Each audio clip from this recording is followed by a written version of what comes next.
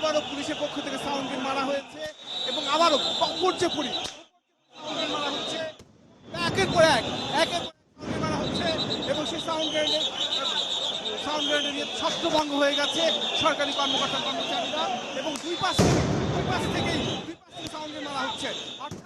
অর্থাৎ যদি আমি বলি ইন্টারকন্টিনেন্টাল মোড় থেকে শাহবাগের মোড় এবং একই সঙ্গে ইন্টারকন্টিনেন্টাল মোড় থেকে কারণ বাজার মোড় এবং সেই দিকটায় দুই পাশ থেকেই ছত্রভঙ্গ করার জন্য একের পর এক সাউন্ড গ্রেনেড প্রকম্পিত হচ্ছে এই মুহূর্তে ইন্টারকন্টিনেন্টাল মোড় এবং সরাসরি রয়েছি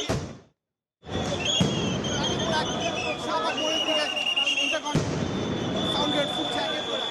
পুলিশ অ্যাকশন যাচ্ছে এবং সে পুলিশের অ্যাকশনে আমরা রয়েছি।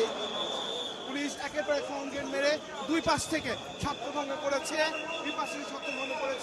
সরকারি কর্মকর্তা কর্মচারীর যে পেজকে বাস্তবায়নের দাবিতে। অর্থাৎ শহীদ মিনার থেকে তারা প্রথমে এই যমুনার সামনে আসে, যমুনার সামনে আসার পরে কিন্তু সেখানে বিক্ষোভ করে, তার পরবর্তীতে কিন্তু পুলিশের সাথে তাদের ধাওয়া পাল্টা দেওয়া হয়, এরপরে জল কামান নিক্ষেপ করে কিন্তু তাদেরকে সরিয়ে দেওয়া হয়। এই মুহূর্তে দেখতে পাচ্ছেন আন্দোলনকারীরা কিন্তু এক প্রান্তে রয়েছে, পুলিশ কিন্তু তাদের দিকে এগিয়ে যাচ্ছেন।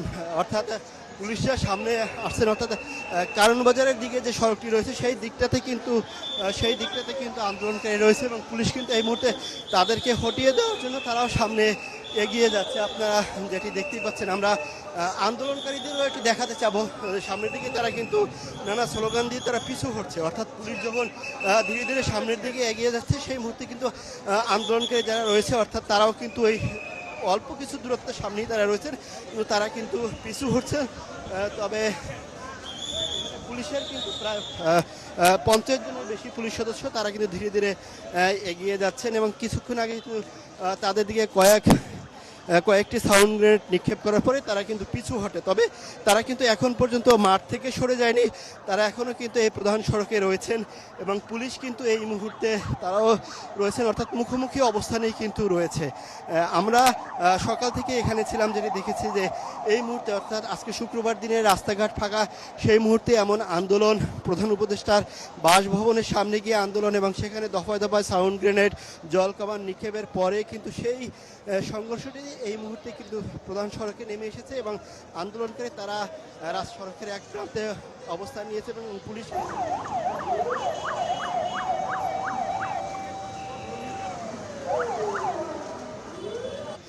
সেখানে দাঁড়িয়ে অবস্থান করছেন। আমি একটু তাদের দিকে দেখাতেই চাইবো যে জুম করে সামনে দেখানোর জন্য যে তারা কিছুটা দূরত্বে কিন্তু দাঁড়িয়ে তারা স্লোগান দিচ্ছেন এবং তাদের অপর যে আন্দোলনকারী রয়েছেন তারা কিন্তু শাহবাগের ওই প্রান্তটিতে রয়েছেন এবং আশেপাশে যে কয়টি অলিগলি রয়েছে সেই অলিগলিতেও কিন্তু আন্দোলনকারীরা প্রবেশ করেছেন। অর্থাৎ পুলিশের কিন্তু আবারও পুলিশ কিন্তু সামনের দিকে এগিয়ে যাচ্ছে। আমরা সেই দৃশ্যটি দেখাতে চাবো, পিছনের পুলিশ কিন্তু সামনে আগাচ্ছেন এবং আন্দোলনকারী যারা রয়েছেন তারা কিন্তু একটু পিছনের দিকে সরে যাচ্ছেন।